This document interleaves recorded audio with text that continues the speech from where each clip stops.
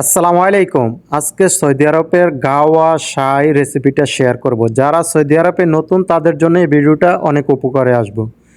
যদি শিখতে হয় সম্পূর্ণ ভিডিওটা দেখতে হবে, তাছাড়া কোনো বিকল্প নাই। এছাড়াও কিছু সামানের সাথে আপনাদেরকে পরিচয় করিয়ে দিব।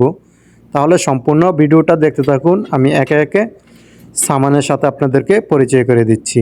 এটা হচ্ছে দাল্লা। এখন ৪ প্যাকেটের সাথে আপনাদেরকে পরিচয় করে দিব একে একে, ঠিক আছে? আমি কোন চাটা বানাচ্ছি সে ৪ প্যাকেটেই দেখব। এই চাটা আমি বানাচ্ছি। এটা হচ্ছে গাওয়ার দাল্লা। আমি পানি দিয়ে দিচ্ছি। কি পরিমাণে পানিটা দিচ্ছি আপনারা দেখতে থাকুন, ঠিক আছে? এতটুক পরিমাণে গাওয়ার দাল্লার পানি দিবেন।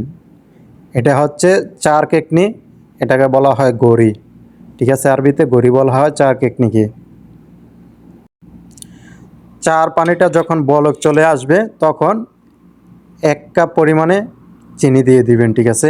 এটা বলা হয় সিকানা। ৪ কাপটাকে দিয়ে দিলাম চিনি, ঠিক আছে? এখন আমার দাল্লাতে দিয়ে দিতে হবে গাওয়া। এটা হচ্ছে গাওয়া ১ পিঞ্জার পরিমাণে দিয়ে দিতে হবে। চুলার আঁচটা কমিয়ে দিতে হবে, না হলে বলক উঠে পড়ে যাবে, ঠিক আছে? গাওয়াটা গাওয়াটা আপনারা ৫ মিনিট জাল দিয়ে নেবেন।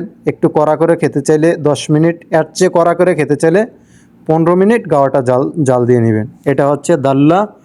আজকে আমি দাল্লাতে গাওয়া ঢালবো না, ঠিক আছে? আমি ৫ মিনিট রান্না করি গাওয়া, এই কারণে আমি ৫ মিনিট জাল দিয়ে নিলাম গাওয়াটা। আমার গাওয়াটা কমপ্লিট।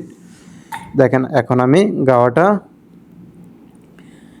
এটা বলা হয় দোফাইয়া।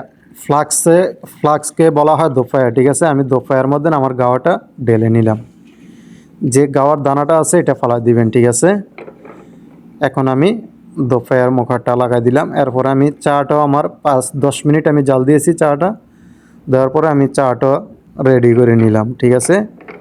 লাগাই দিলাম মুখাটা। এখন আমি মজলিসে নিয়ে আসলাম। এটা হচ্ছে খেজুর, আরবিতে বলা হয় তামার, ঠিক আছে? তামরা, তামার। তো আর গাওয়া যে পিঞ্জারটা দিয়ে খায় সাদা পিঞ্জারটা, এটা হচ্ছে পিঞ্জার। আর ৪ কাপটা হচ্ছে সিকানা, ঠিক আছে? তো আজকে আমি এক পিঞ্জার গাওয়া খাবো, আপনাদেরকে দেখাবো। কালারটা দেখেন কত সুন্দর, মাশাআল্লাহ। তো মানে তামার দিয়ে খেতে হয়, খেজুর দিয়ে, ঠিক আছে? দেখেন গাওয়াটা কত সুন্দর।